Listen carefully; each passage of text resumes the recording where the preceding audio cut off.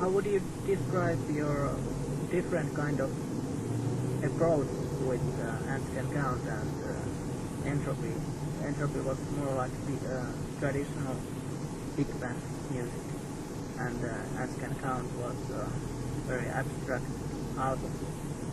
So it was. Well, I wanted to do one record that was kind of more, some might say, inside. I just did that intentionally because to do a more traditional jazz record one time. Because I do like to play that stuff, and I don't know. I had quite a few pieces I wrote over the years. There's still a lot more. I still at least have enough for one more record like that, plus other things.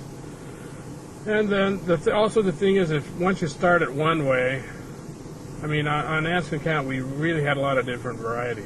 But those pieces came as a collection from a lot of different sources, and some of them were from some sessions I did at this church when I was just trying to do a solo album of really abstract, well, sort of abstract stuff, whatever it is. And then some other stuff was from pieces that were done for modern dance companies as background music for dancers. But their music can really be abstract because they're very abstract. It's not like movies. So I don't know. I said the next one I don't think it'll be like Entropy. I mean, I have a lot of pieces that are kind of like Frank pieces, you know, that are like, I mean, from that record, Hunter, you know, that tune of mine called Chris. No. That's kind of like a Frank. It's kind of like a Frank meets Ma Vishnu tune. Yeah. It's in 13 and all kinds of different times. So is it correct to say that Entropy is kind of traditional? Yeah, I think it is. There's one totally straight ahead bebop tune that I wrote when I was about 16. You know, it's really old. Bowling. That's the last tune on the record. Yeah. But then I kind of like doing The Rat and Man's Epitaph. They were just little poems I wrote. I've been doing a poetry album too. Yeah. Also, I think in Frank Zappa's time there are some spoken word sections. Where do you speak? Yeah, I think so. Yeah, I did that. It's your voice. Yeah, I did that one thing about. 88 or when? Yeah, it was in Cleveland. It was about the fossil fish from Cleveland. They're these armored fish from the Devonian period.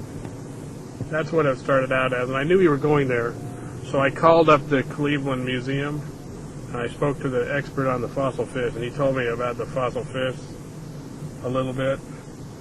And then from there, you know, naturally we had to start talking politics.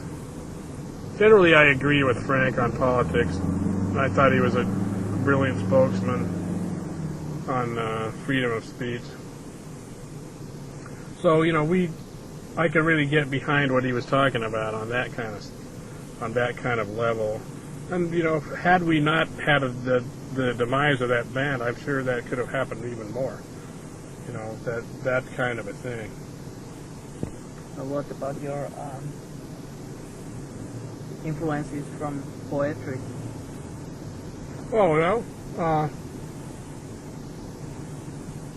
I'm not a completely well-read guy in poetry, but I liked some of the classic American guys like Robert Frost, and I've also read Pushkin, Russian. Yeah, he's really great.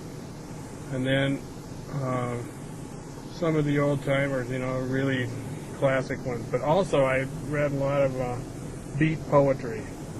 Beat, yeah. Yeah, and I took an English class in college where they studied the beat poets. So I read those guys. Gregory Corso, I really liked him. He was funny, you know, it has a lot of humor, plus it's stream of consciousness. It's like jazz. It's a lot like jazz. So I naturally found a home there. And, you know, I've actually recorded a couple times. We'll probably put out a record later this year of some poetry stuff. It's just like free jazz with poetry. Because I think that spoken word parts in Entropy, they are more in line with beat poetry. Definitely. Yeah. Well, all my stuff is, definitely. And I'm not saying I'm a great poet or anything. I haven't spent much time on that, really, but it's fun. It's a lot of fun. Then Frank Zappa. How did you meet Frank for the first time?